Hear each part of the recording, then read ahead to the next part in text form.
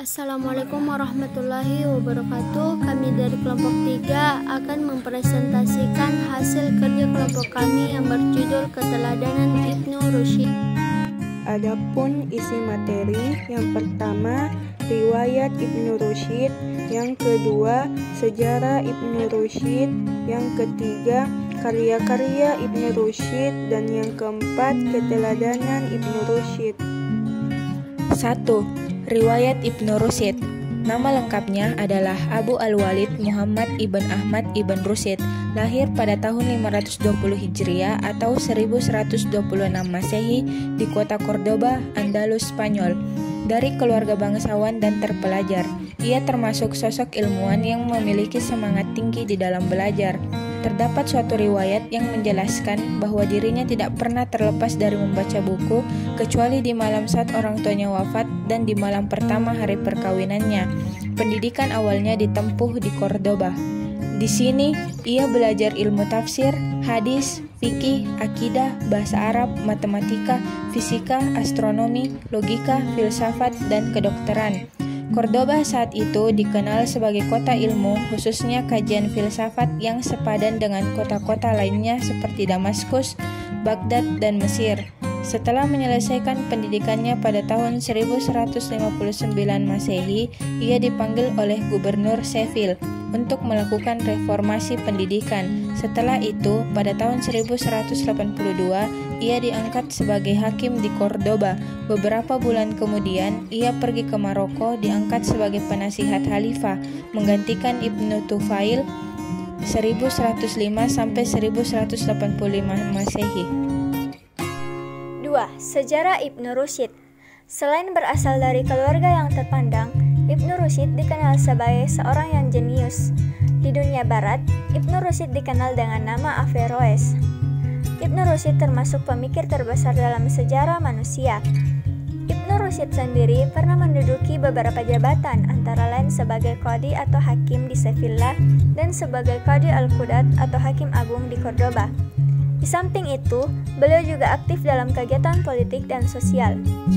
Pada masa kecil, Ibnu Rusyd telah mempelajari Al-Quran, lalu mempelajari ilmu-ilmu keislaman seperti tafsir hadis, sastra Arab, dan ilmu fikih dari ayahnya. Kemudian beliau mendalami ilmu matematika, fisika, astronomi, logika, filsafat, dan ilmu kedokteran dari Ibnu Tufail.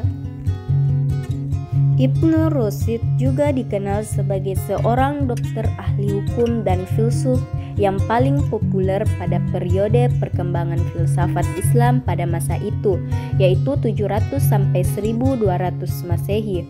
Karena Ibnu Tufail yang berperan penting pada perkembangan pemikiran Ibnu Rusyd muda, atas rekomendasinya nama Ibnu Rusyd orang mumpuni yang beruntung atas pengangkatannya sebagai seorang komentator karya-karya Aristoteles.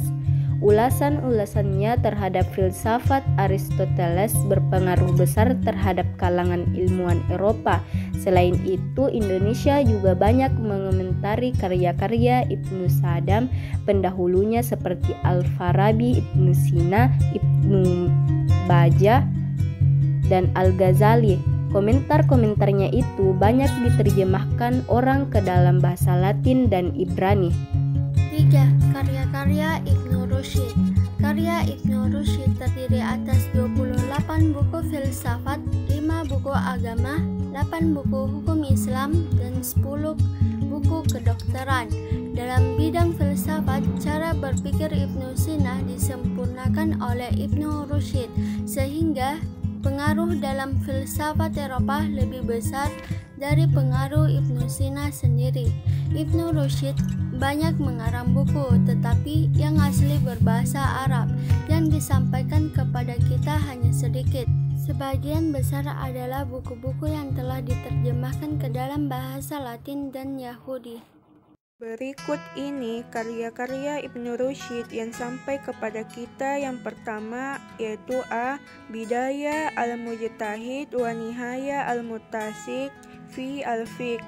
Buku ini bernilai tinggi karena berisi perbandingan mazhab atau aliran-aliran dalam fikih dengan menyebutkan alasan masing-masing. Bagian B.